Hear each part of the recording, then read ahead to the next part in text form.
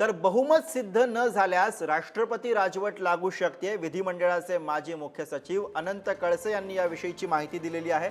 6 महिने राष्ट्रपती राजवट लावता येते असं अनंत कळसे यांनी म्हटलेलं आहे। एका वर्षामध्ये हालचाल न झाल्यास निवडणूक घेतल्याशिवाय पर्याय नसतो अशी माहिती कळसे यांनी दिली आहे।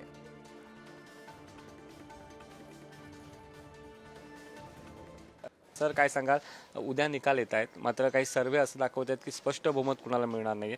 जर अशीच परिस्थिती पुन्हा उद्भवली 2019 तर पुढची परिस्थिती काय? यामध्ये प्रथमतः एक मी स्पष्ट करू इच्छितो, सध्याच्या विधानसभेची मुदत 26 नोव्हेंबरपर्यंत आहे आणि महत्त्वाचं म्हणजे ही विधानसभा आता 15वी विधानसभा अस्तित्वात येणं अत्यंत आवश्यक आहे, कारण त्यानंतरच्या ह्या पुढच्या प्रक्रिया आहे।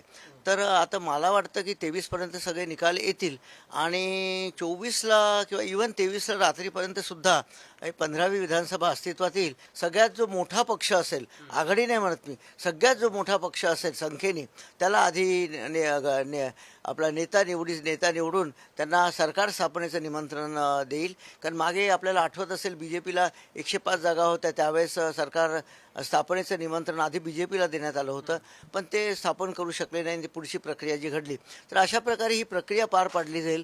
सगळ्यात मोठा पक्ष, त्यानंतरचा मोठा पक्ष, आणि जर त्यातही मग कुणालाच बहुमत जर सिद्ध करता आलं नाही किंवा ते करू शकले नाही किंवा कोणताही दावा केला नाही, तर माननीय राज्यपालांपुढे घटनात्मकदृष्ट्या राष्ट्रपती राजवट लावण्याशिवाय कुठलाही पर्याय नसतो। आणि समजा असं गृहीत धरा की 2 महिन्यासाठी राष्ट्रपती राजवट लावली, पुढे ती वाढवली,